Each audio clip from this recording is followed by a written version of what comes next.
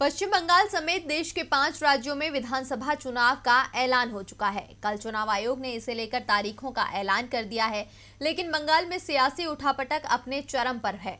BJP राज्य में सत्ता हासिल करने में जुटी है तो ममता बनर्जी बीजेपी के सामने दीवार बनकर खड़ी हैं। ममता बनर्जी लगातार बीजेपी और मोदी सरकार पर निशाना साध रही हैं। अपनी हर रैली में मोदी सरकार पर जांच एजेंसियों के दुरुपयोग का आरोप लगा रही हैं। तो क्या है बंगाल में सियासी हालात, देखिए हमारी इस रिपोर्ट में। पश्चिम बंगाल, असम, तमिलनाडु, केरल और एक केंद्र शासित प्रदेश पुडुचेरी में चुनाव का बिगुल बज चुका है। कल चुनाव आयोग ने सभी 5 राज्यों के लिए विधानसभा चुनाव की तारीखों का ऐलान कर दिया। इसी के साथ सभी 5 राज्यों में आचार संहिता लागू हो गई है। बंगाल में 8 चरण में मतदान होगा, वहीं असम में 3 चरणों में वोटिंग होगी, जबकि केरल, तमिलनाडु और पुडुचेरी में एक ही दिन वोट पड़ेंगे और सभी राज्यों के चुनाव के नतीजे 2 मई को आएंगे। लेकिन देश भर के सियासी पंडितों की नजरें बंगाल पर ज्यादा है। पश्चिम बंगाल में सियासी उठापटक सबसे ज्यादा है। बंगाल में जो मुख्य लड़ाई है वो बीजेपी और टीएमसी के बीच है, जबकि कांग्रेस और वाम दलों का गठबंधन राज्य में अपनी सियासी जमीन को फिर से मजबूत करने में जुटा है।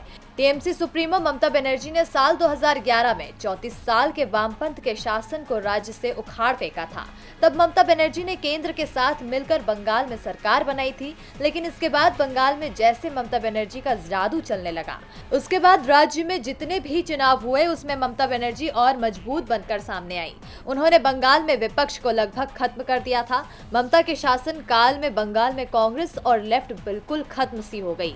लेकिन 2021 के विधानसभा चुनाव पिछले सभी चुनाव से अलग है।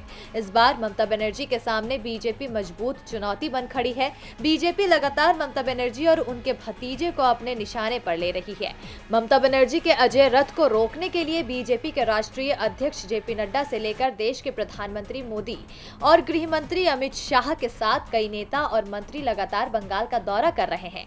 तो दूसरी तरफ ममता बनर्जी बीजेपी के सामने दीवार बनकर खड़ी हैं। अब तक जितने भी सर्वे आए हैं उनमें टीएमसी और ममता बनर्जी को ही सत्ता मिलती दिख रही है। बंगाल के सीएम लगातार बीजेपी, पीएम मोदी और अमित शाह पर निशाना साध रही हैं। ममता लगातार आरोप लगा रही हैं कि बंगाल में सरकार ईडी, सीबीआई और एनआईए का दुरुपयोग कर रही है। देखना काफी दिलचस्प होगा कि इस विधानसभा चुनाव में ममता बनर्जी बंगाल की सियासत में फिर से अपनी वर्चस्व दिखाएंगी या बीजेपी इनकी राह रोकने में कामयाब होगी। डीबी लाइव की रिपोर्ट।